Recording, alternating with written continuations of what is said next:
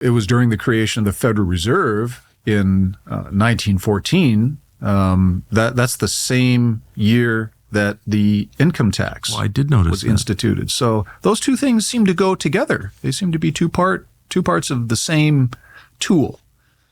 And so we've watched that tool just expand grotesquely to the point where it is. And since 1971, just every ill that you can conceive of in society has expanded consistently from that date.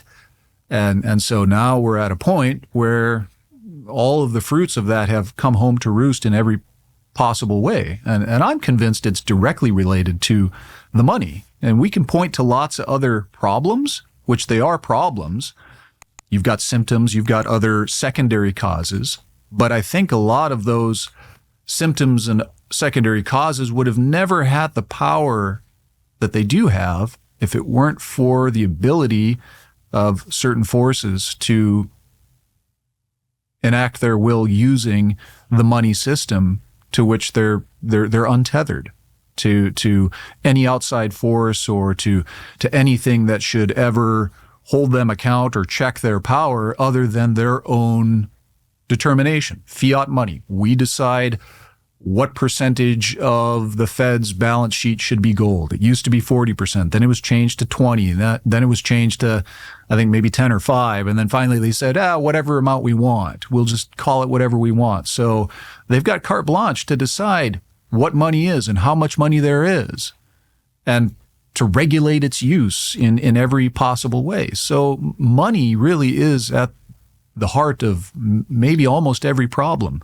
right next to the spiritual realm, and they're connected, and they are directly connected. Yes, there's a reason that there's a force called mammon that's referred to throughout Scripture. So, it's a dangerous master, truly is. What does the U.S. government?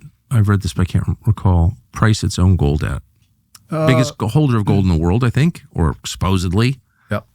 $42.22 per ounce. Is that less than the market price? Oh, quite a bit less. Like $3,000 less, almost. That's how do you do that?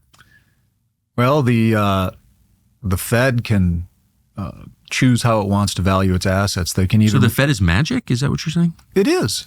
Yeah. They can mark their assets to market, or they can mark them to cost. They have the amazing power to value or revalue different assets on their books. That's part of the magic that we all enjoy. So yeah, it seems undervalued. Now, can I buy gold from the U.S. government at $42? Is that possible? Wouldn't it be nice? Yeah. So there are people who have, who watch the value of the Federal Reserve's balance sheet and market to market, because there is enough information, I think, that people are able to do that.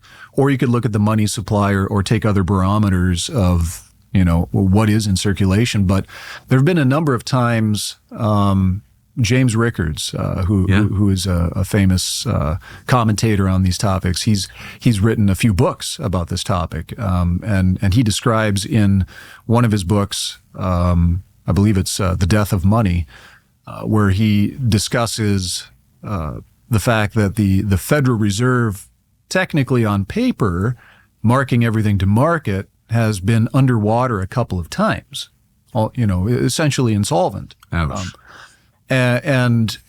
But that didn't include marking the gold to market or revaluing it to some other price, which may be arbitrary, or it may be an actual market price. And so it would appear that the gold on the Fed's balance sheet has always been sort of a standing tool, like an ace in the hole, to say, if we need to revalue this asset to rebalance the balance sheet of the Fed, of our currency, then we'll revalue that asset. What would happen since the United States is supposedly the world's largest holder of gold, what would happen to the gold price if they did that? It depends on what metric you would want to use. people talk about the old gold standard under the Federal Reserve, where we had a 40% reserve ratio, 40% of the value of the dollar had to be backed by gold. There's other ways to determine it. So if the value of gold were set to, say, 40% or some other number, it's going to be between, maybe 20,000 and 40,000, as high as 40,000 to get that ratio back. Now, many things could happen between now and that point, which could change the makeup of the balance sheet of the Fed. So who knows where that number would actually end up, but it would be multiples higher of where it is right now. I think it was Luke Gromen who said that if we wanted to get to a 1-to-1 parity with Chinese yuan, we would need roughly a $22,000 gold price. And that per ounce? Per ounce. And that's if we have the amount of gold that we actually say we have. If we don't have that much gold, then the price goes up because the dollar goes down in relation to what gold we do have. So, and that seems to be one of the dollar just evaporates at that point. Depends how much gold we have in that scenario.